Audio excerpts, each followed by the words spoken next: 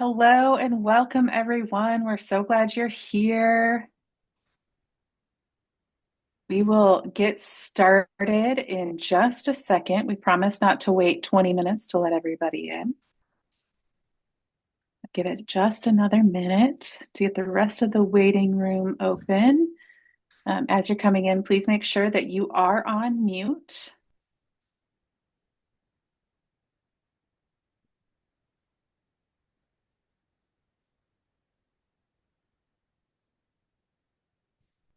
Welcome, welcome, everyone. Love it. All right.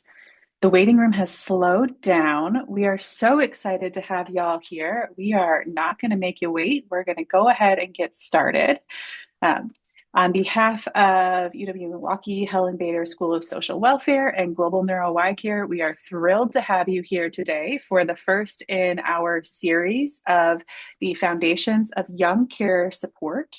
Our speaker today is the ever incredible Dr. Melinda S. Kavanaugh, and she will be sharing with us who young carers are, as well as various practice implications for working with young carers.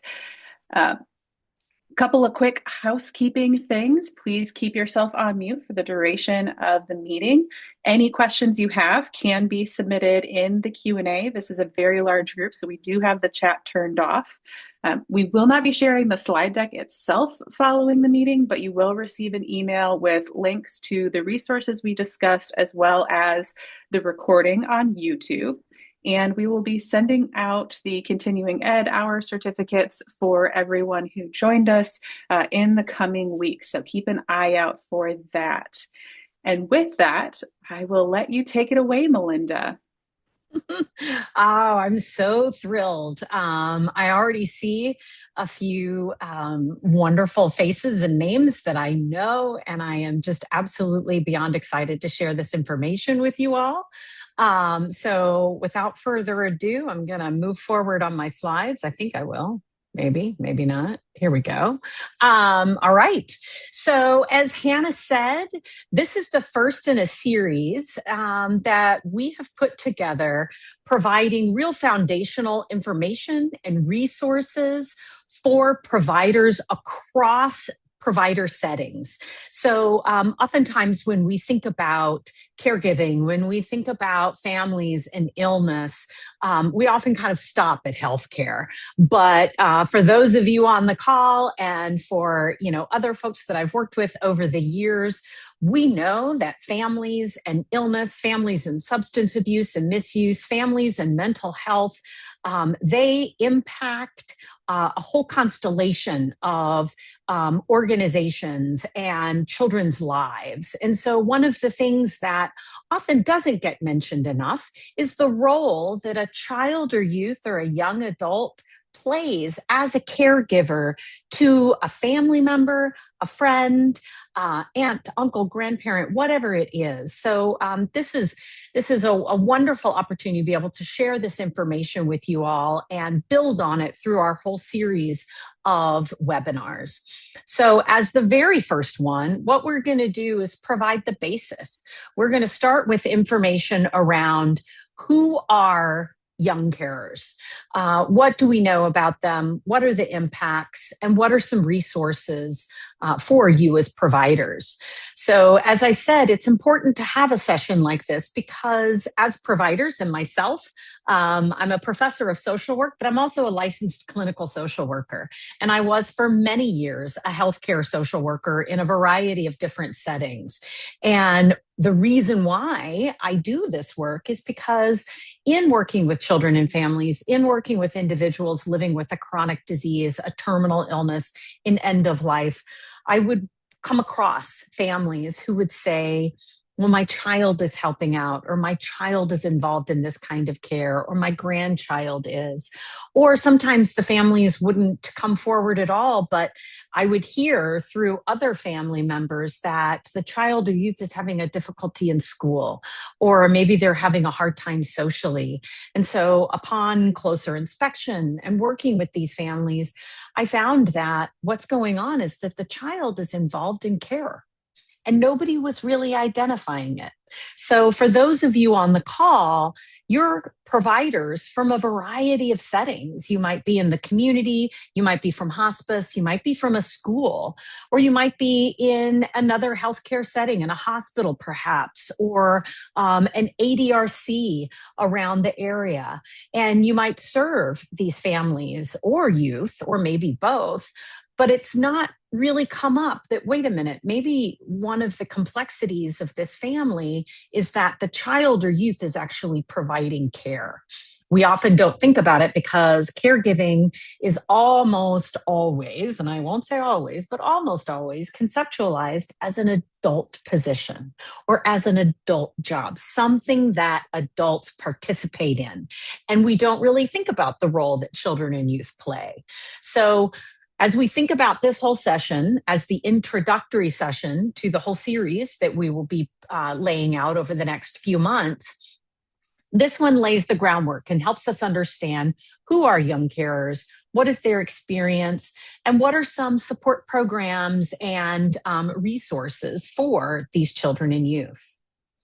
And because we are offering CEUs, so there's one CEU available for this webinar, I want to be really clear that there are some very specific objectives. Now, it's one, but it might be complex depending on the type of organization you work, depending on the kinds of services or resources you offer. But something for everyone to think about at the end of this webinar is, what ways might you be able to integrate children and youth as caregivers into either your individual practice, into your organization, into your educational setting, into your medical setting, whatever it might be. But this is a question I hope everybody sits with as we move through this whole webinar, to where at the end, you're able to identify maybe 2 or 3 areas, maybe just one area that you think, oh, this is a really good way that I can apply some of the information and some of the data that I'm going to present in this presentation. So, because I am a social worker, and because I do this because the children and families that I met over the years impressed upon me and highlighted the fact that nobody was paying attention to them, and we needed more research, but we needed their words always included in everything that we do around these children and youth who are providing care. So I always like to start and finish any presentation I give with a quote, really grounding this in the words of the youth themselves. And in this quote, there's a photo right next to it, or a drawing, if you will. And this young woman, I have permission to share it and tell her story. Her name is Bella. And she drew this picture for me because if you can see, it's very, very hard, but if you can zoom in a little bit, inside each one of those raindrops is an emotion, and it's an experience, and it relates to all of the things that are impacting her and kind of raining down on her as being a caregiver to her mother. And so she tries to put this umbrella up to shield her, but she doesn't have a lot of support. And this is one of the early programs I did with children and youth as caregivers. And she gave me this picture and said, I want you to have it and I want you to use it. And so I include it in almost any presentation that I do because it's just so profound. And it really brings home that I'm a conduit, but that we're talking about the children. And it's so incredibly critical to use their voices and their stories at the beginning. So now let's talk about who we're talking about.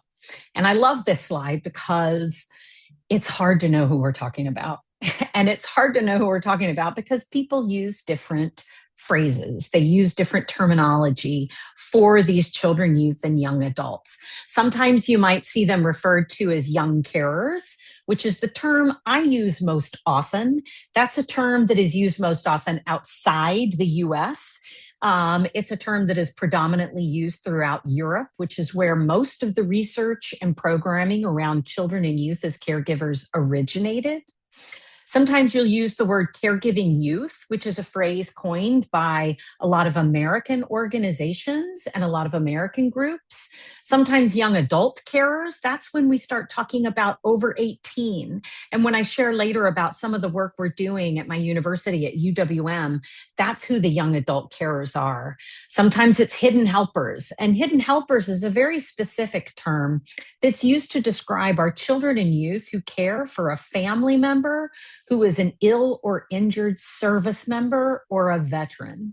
And that is a term that was used almost exclusively through the Elizabeth Dole Foundation and the Wounded Warrior Project, through the work that I do with them as well. So what that shows is we're talking about a population who are kind of referred to as a variety of different ways, primarily because they're left out of so many larger conversations of caregiving. So everybody seems to come up with a different one. But who we're really talking about are children, youth, and young adults between the ages of 6 and 25.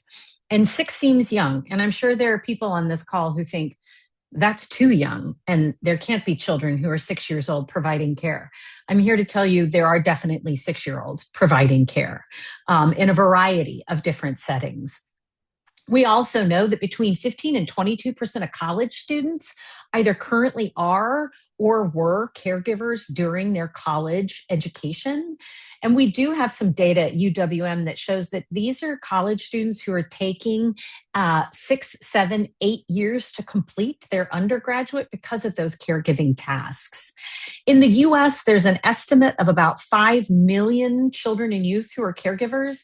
That is a gross underestimate in my estimation, if you will, simply because every time I give a talk, every time I do a project, every time I engage in a community, more and more people come up and say, yes, in fact, I was a caregiver. It's just such a hidden population. And what we also know is that there are no boundaries around race, ethnicity, culture, or geographic location as it relates to our children, youth, and young adult caregivers. We do see higher proportions in populations of color and in lower socioeconomic status regions and geographic locations, but that does not mean that it is limited to those areas. So as we talk about this, I'm going to frame it in 3 primary areas. We're going to talk about what do young carers do? We're going to talk about the impacts of care. So what data does exist? And it is a small area of research. There are very few of us in the United States who do research and conduct programs and develop interventions for this population. But I'm also going to talk very specifically for you all on the call, for the professionals who are here. What resources do we have available, and what resources are we continuing to work on so that as you are engaging with your children and families, you have more resources? So here's a lot of information about the types of care, the illness type, the injury type. And this is all data that is conducted by myself, by my colleagues, helping us to understand that our children and youth as caregivers are doing very complex care for a variety of illness and injury states. So we know that our children and youth are doing things like feeding, transferring, managing behaviors and emotions across illness and injuries. We also know that our children and youth are deeply involved with family members who have a mental health or substance abuse concern in the home or in the family. And this can include both a parent, a grandparent, or a sibling. We also know that there is a large portion growing of children and youth who care for a grandparent with an Alzheimer's or related dementia. One of the projects I did here in the city of Milwaukee was with our Latino and African American community, where we asked about the care that family members provided to a grandparent with Alzheimer's and related dementia. And we found so many children and youth who were just as involved deeply in that care, and yet in those communities with very, very few resources. And last but not least are the siblings. And this is a growing community, not necessarily growing in numbers, but growing in attention, in that we have many, many siblings across the state and across the country who are assisting their sibling, and their sibling might have cognitive impairment. They might need some help with their daily tasks. They might have a complex medical condition where the sibling is often deeply and daily involved in care, but they're kind of off to the side because the primary care and the primary needs are often assumed to be by the parent. But we never ever want to ignore the fact that siblings are also very deeply involved in care. So, how does the care that I just talked about impact these children and youth? Well, first of all, this is data that my colleague out at UC Merced and I have been doing for a number of years, trying to understand how caregiving impacts their sleep and well being. And we've now done 2 studies in this area. And what we know is that our caregiving youth are not sleeping as well as our non caregiving peers. They do have disrupted sleep, they're less robust. And for those of you on the call who are school staff, school social workers, teachers, personnel, you understand that you see students all the time that are sleepy for a variety of reasons. But I encourage you to start thinking, maybe there are some issues at home with care. Maybe there's some illness and injury at home that child or youth might be participating in care in where they're up during the night. Or perhaps they're just perseverating about care throughout the night, so they're not really getting that deep critical sleep. The other line of research that we do is how caregiving impacts the young carer in that moment of care. And this is really critical for interventions because we ask a lot about adult caregivers as well. So, what was it like being a caregiver after the fact? Here's what we're finding is that in that actual moment of care, by using EMA technology, so their little phone, they just do a little slider and tell us how they feel. They tell us how much resource they feel they had. They tell us how much support they felt they had or didn't have. And by doing this, we're able to not only identify which care tasks feel more stressful, more overwhelming, less resourced, but also what support do they need at that time of care? And this helps us really understand what kinds of interventions we can develop as researchers, but also for you all as providers and practitioners. What kinds of interventions might you be able to develop for the children as caregivers, as well as the adult caregivers in your clinical practice or organization? We also have some very clear data about the impact of caregiving on young carers' mental health. So they do have significantly more depression than their normative peers. We also know that when they live with the care recipient, they're at a higher risk of anxiety and depression. And that's often that constantness of care. Right? Those of us who are on the call, and I count myself as one of them, as being a caregiver when I cared for either my father or my grandmother, it is overwhelming. And when you live with them, it's relentless. And so one of the things we really need to be aware of is youth and children, their mental health, what is also going on outside of care.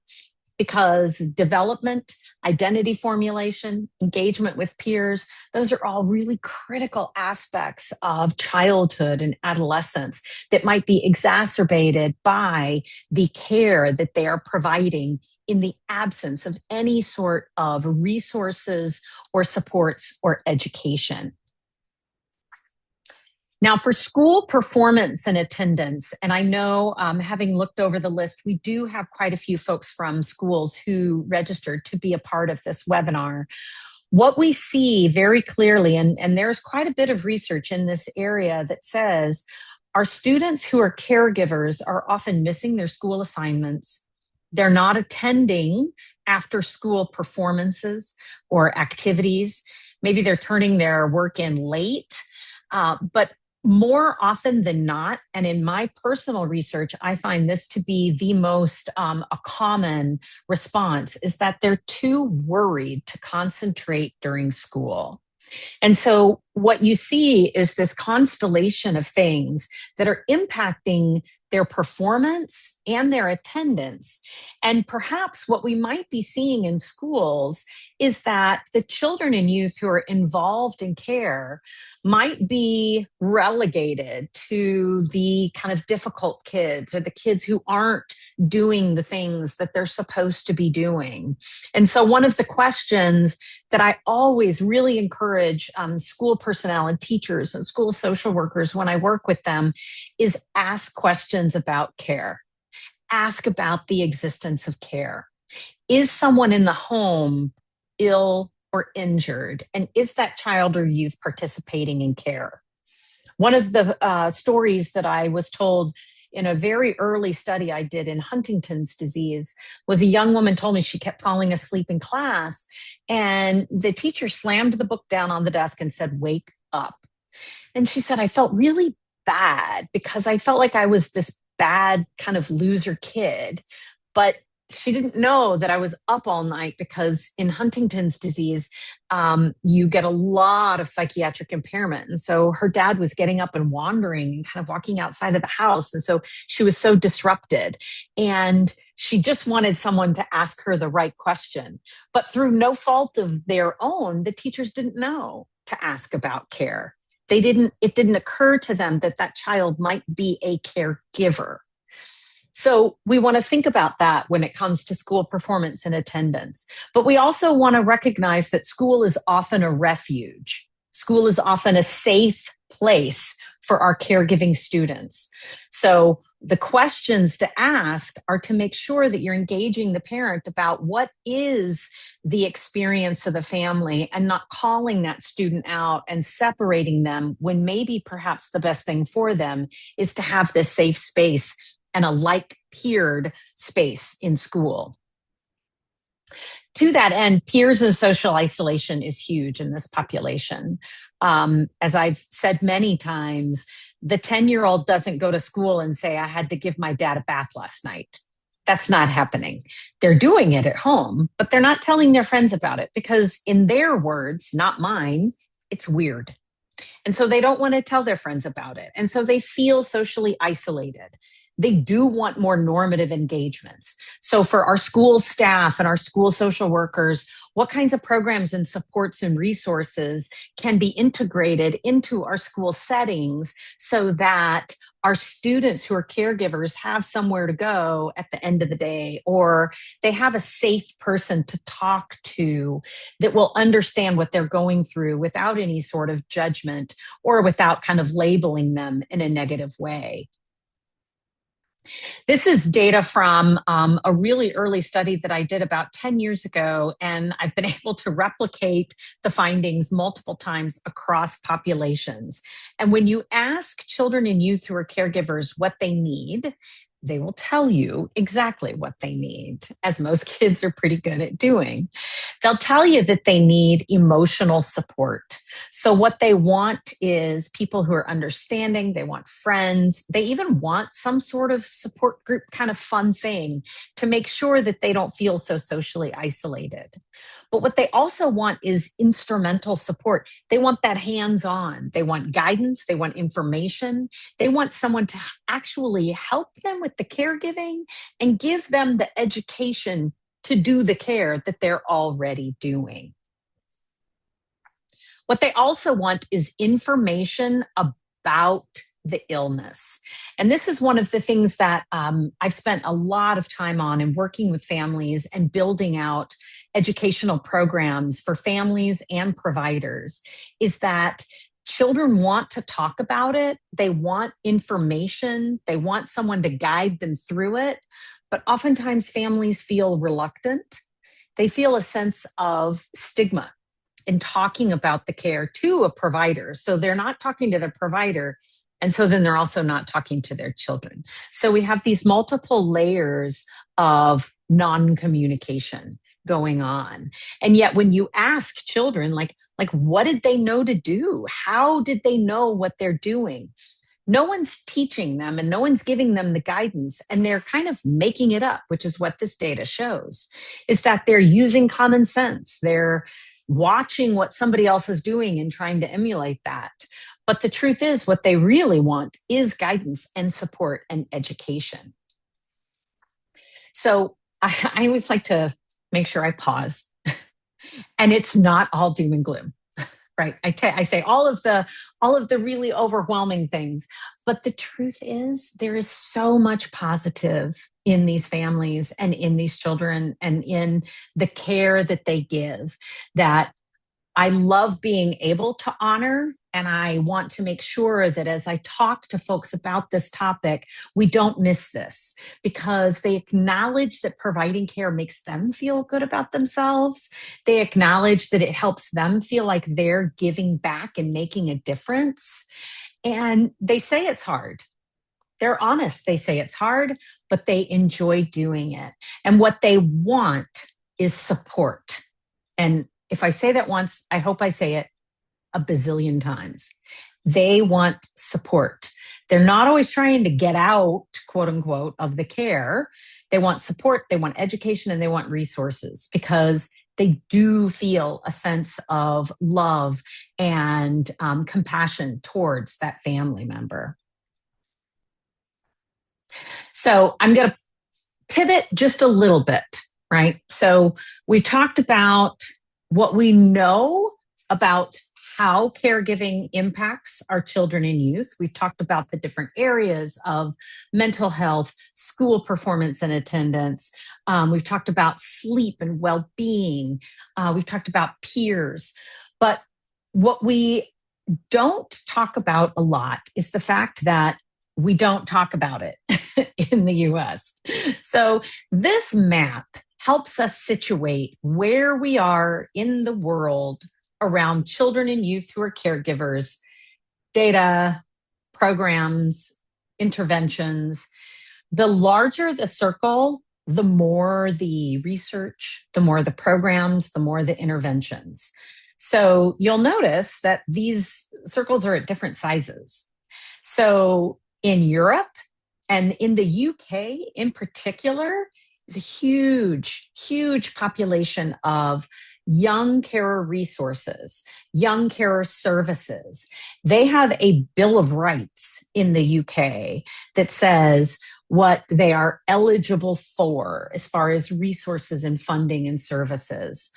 In Scandinavia, there are many programs. I was just saying to Hannah right before this call, I just got an email about a new research study that's being done in Sweden. In Australia, there are many different programs. There's a wonderful organization called Little Dreamers that is just amazing and what they're doing across Australia. Canada for a number of years was doing some work. Now it's just really exploded. And then we have the US, and we lag far behind all of these other industrialized nations. I also do a lot of research and programming outside the US. I have programming and research in the Netherlands, but also in South Africa. And the work there in South Africa is primarily in HIV/AIDS, but the acknowledgement and the recognition is where we really fall behind in the US as far as whether people even understand or think about the role that a child or youth plays as a caregiver. And, I get this question a lot. Well, why? Why don't we do enough for our children and youth as caregivers in the US? One of the reasons is we have such a strong child welfare system here in the United States, whether you agree with all of the policies or programs, but people make assumptions around caregiving as being abuse and neglect. And so we have to be really thoughtful and careful about how we engage our families because our families see it as something that is negative and might get their child removed from the home if they're participating in care. And a group of us did a real deep dive into understanding perceptions of disabilities in the home and how many states still had laws and policies that included disability as the grounds for termination of parental rights. Now, this is a huge concern when it comes to children and youth who are caregivers, because if there's a disability in the home, now this is kind of term used broadly, the likelihood of a child participating in that care is probably pretty high. And so if a parent's rights are being terminated with the inclusion of disability in the home, then what's happening with that child? What's happening with that family? And so we really need to do much more work in this particular area, understanding how disability in the home impacts the child or youth, but also the role that they play as a caregiver. And one of the more kind of heartwarming things, because people say to me all the time, again, like, what about policies? What about caregiving policies? And until very, very recently, caregiving programs at the state and national level began at the age of 18. And they explicitly said 18 and over, right? You go to programs in ADRCs and counties and state level, they are 18 and over. They don't include under 18s unless it's a very specific organization that serves children and youth who are caregivers under the age of 18. But very, very recently, in the Lifespan Respite Care Reauthorization Act, what they did is they changed the phrasing to read an unpaid individual. So it no longer says adult.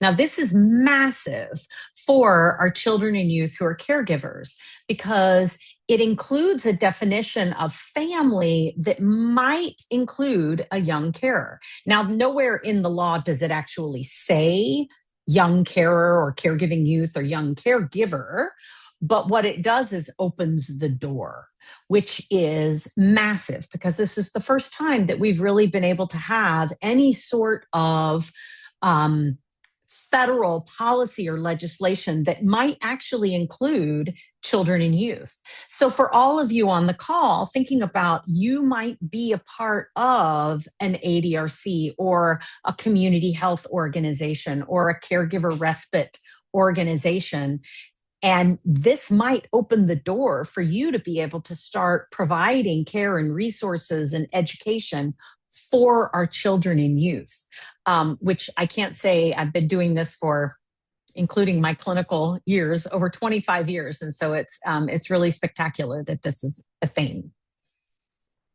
So I'm going to talk a little bit now in our remaining about 20 minutes. I'm going to talk about programs and resources across settings. So again, a lot of different organizations are represented on this call, and there are many, many ways that you as an organization can use some of the resources to link to and connect with some of the organizations that I'm going to talk about now. Drive a drink. All right. So first of all, this is a great slide. I love this slide because these are just some of the most wonderful colleagues.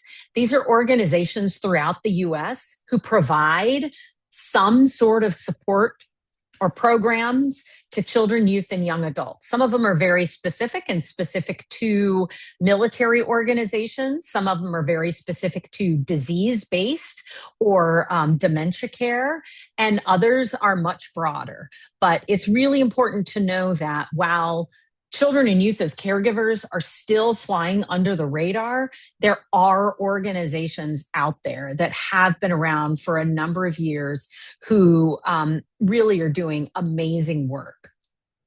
And one of them is the organization that myself and Hannah and actually several folks around the world started this organization as a nonprofit to provide resources and education based on our research to children and youth, frankly, around the world, but certainly around the US, who are living with and providing care for a neurological condition. And this is Alzheimer's, ALS, autism, Parkinson's disease, MS. And so we have a whole constellation of resources, including an animated short film for children and youth about a robot who gets ALS, and he's covered in light bulbs. And as ALS progresses, the light bulbs go out. And it helps a child understand disease progression in a way that us saying the words disease progression does not do. We also have a variety of books and materials. I'm going to talk a little bit more about resources for schools, for healthcare, for mental health, and for families as well. And the other thing we have is the Y-Care program. So the Y-Care program was created specifically based on the research that I talked about a moment ago, where the youth said, we're doing a ton of care, but no one is giving me the support and the guidance and, quite frankly, sometimes the education on how to do the task that I'm doing. And so it is a research-informed program. We're constantly collecting data. We have now done Y-Care across multiple illness and injury populations, from spinal cord injury to ALS to Parkinson's to Alzheimer's. And we're working on new projects now in our siblings who care for their siblings with a chronic medical condition or a complex medical condition. And what this program does is it gets kids together. They have fun. It's a peer engaged program, and it's led by trained health and mental health and community professionals that help kids walk through different care tasks.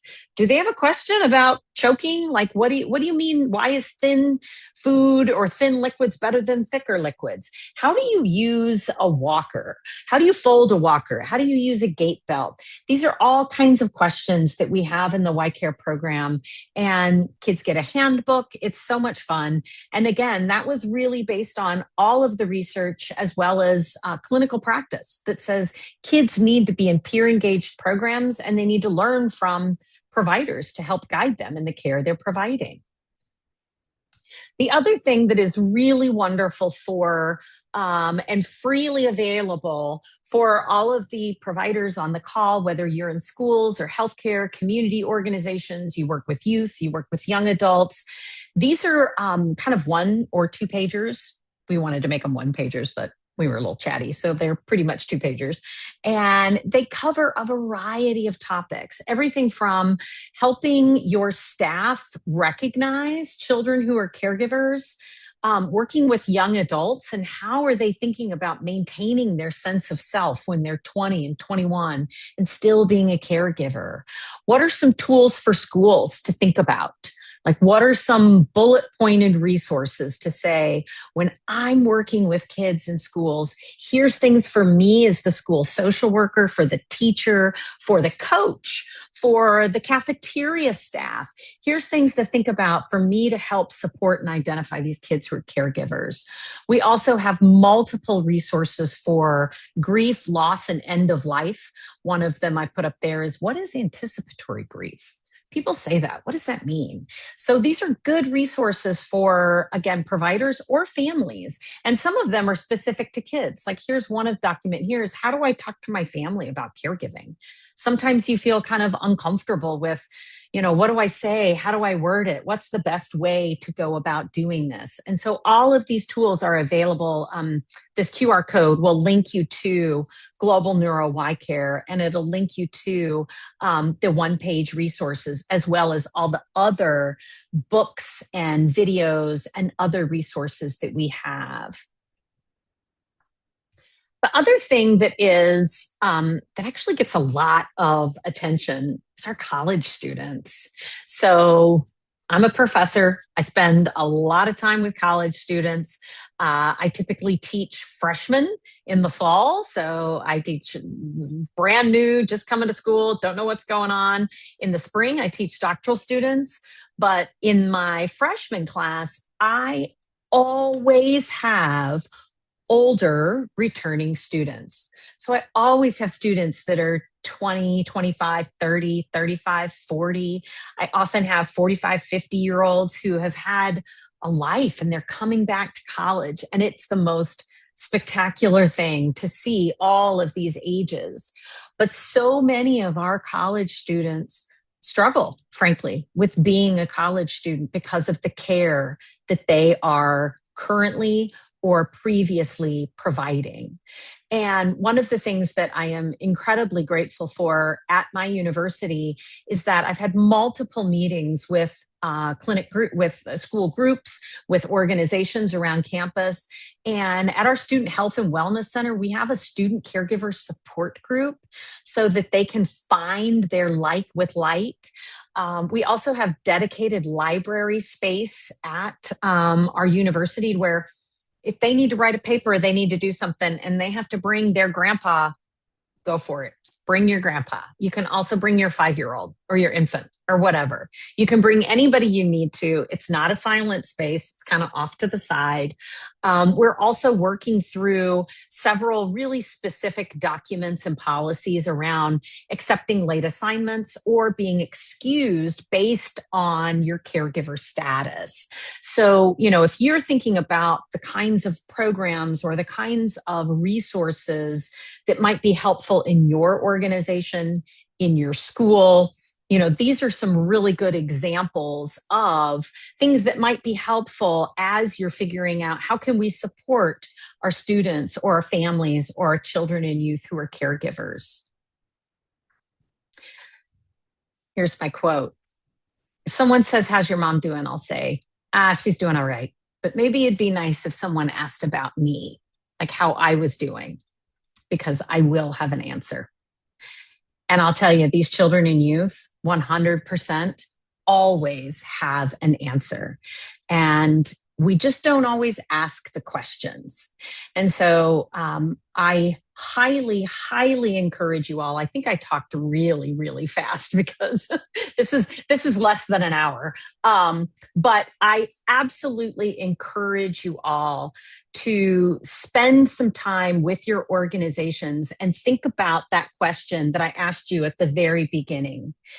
How might you be able to integrate children and youth, young carers, into your clinical practice, into your organization, into your school? And whether that is using some of the resources that we have available, whether it's considering, are the students falling asleep in class because they're just kind of up all night thinking around, or were they up all night providing care? And what kinds of questions can we change and add or tweak or integrate into intake, into our student care support programs that might really get at some of those specific issues. Here is one last slide about the program. So this is our Foundations of Young Care Support, our Awareness to Action Professional series. This one was the first overview. But we have several upcoming webinars, and if you've received an email about this, you'll receive an email about all of these as well. These are just a few of the upcoming topics, but what I would love to ask of you all is let us know after seeing this webinar and kind of hearing this overview information. Are there topics that you say, oh, wait a minute, this would be really, really helpful for my organization? Is there an area that you think would be a really good way to expand more and actually bring to your organization? Because not only these webinars, but we also do a lot of in-services and we do a lot of provider trainings. I particularly do a lot of work in medical schools. I've done many grand rounds, really helping our medical school community health providers really wrap their minds around these children and youth and what they're doing. So please do not hesitate to put something in the chat. I think the chat's blocked, but put it in the Q&A. And I want to leave, but we have about 10 minutes for questions. I don't know if there are some, but I would be very happy to take some questions.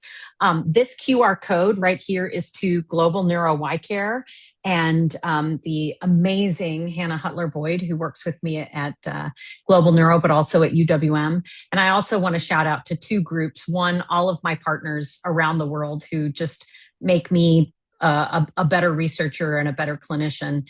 And last but not least, all the families and the children who are just gracious beyond gracious to share their stories so that we can impact their lives and make their resources more available to them.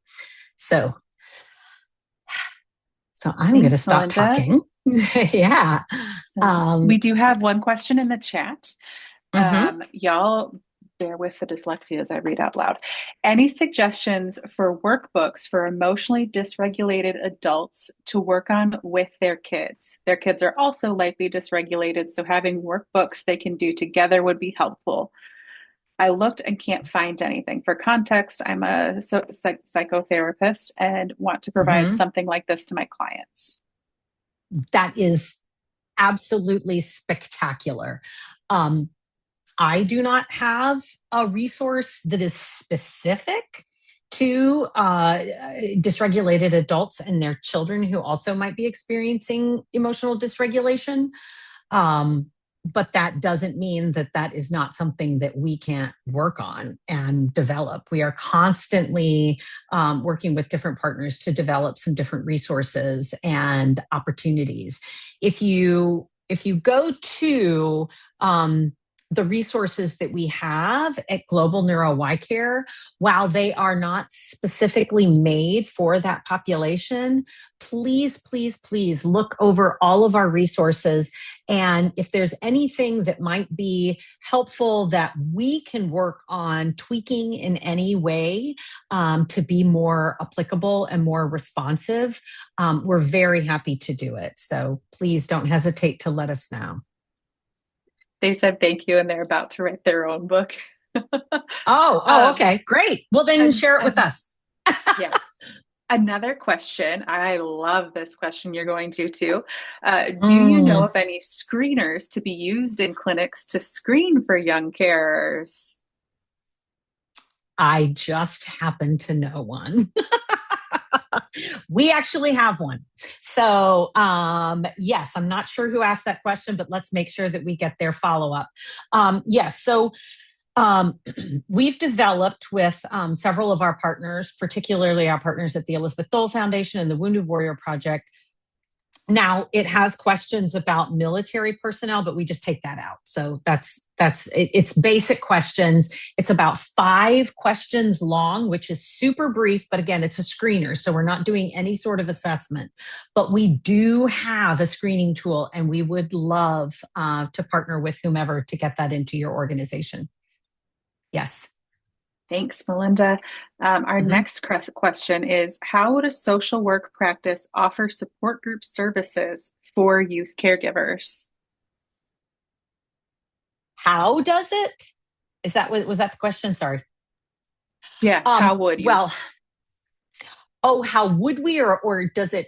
Okay, so I have a lot to say about this. So I am a social worker.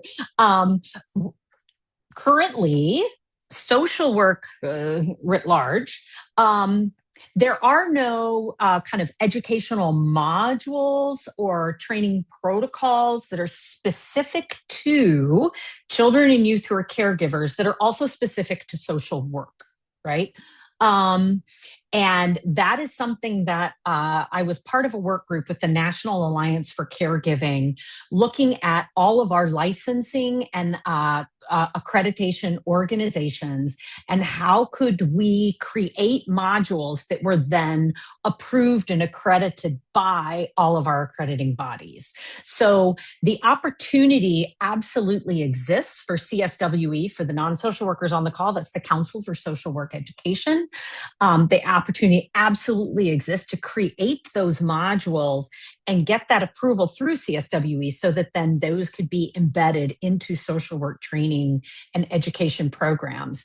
I have a syllabus that was initially created by a colleague at Johns Hopkins, and I've made a bunch of tweaks to it. And I hope in all of my spare time to teach this class at UWM, which is a caregiving course, and we'll have multiple modules for children and youth in it.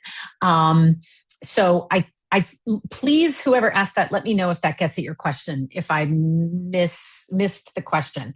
But the point is that now, no, there's no specific social work based training or programs, but there are lots of resources that could be integrated into social work practice. Does that get at it?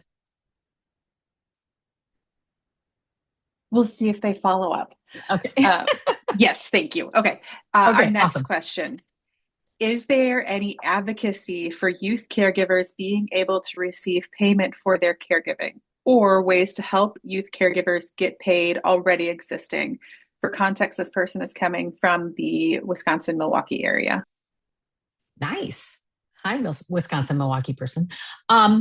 Yeah, so this is a complicated one, right? So at present, there are no funding streams that are specific for children and youth who are caregivers under the age of 18, right?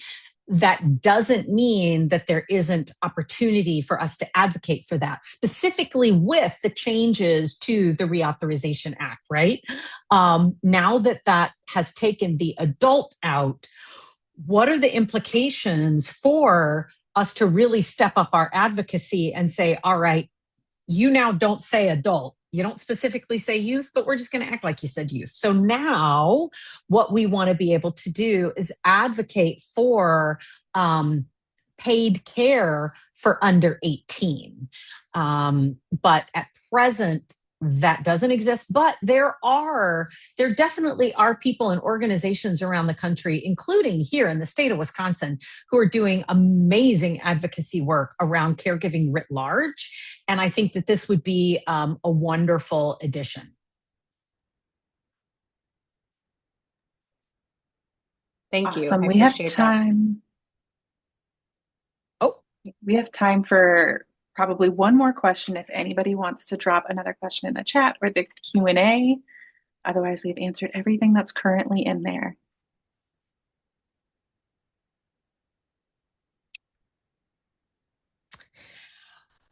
all right. Well, you all get back about 6 minutes of your life. So thank you all so much for joining. I hope this was helpful, and I hope you come back for our next in our series of webinars. Hannah, was there another question? I was just going to say really quickly, if you were not able to join right away when we did the housekeeping, just a quick note, we won't be sending out the slide deck, but we will be sending out the recording, links to resources, and you will receive the CEHs in the coming weeks. Thank you all for joining us. Thanks so much, everybody. Bye-bye.